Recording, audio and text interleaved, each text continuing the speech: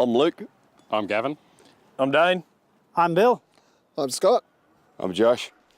And we're going to Antarctica!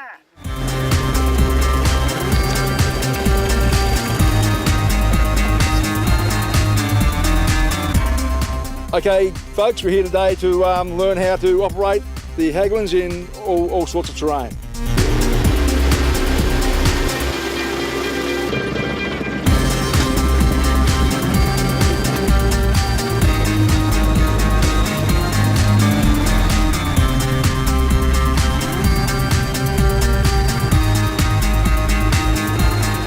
What we're going to do now is immerse the machine in water, which is sort of an unnatural act, I would say, to drive a passenger vehicle into a lake.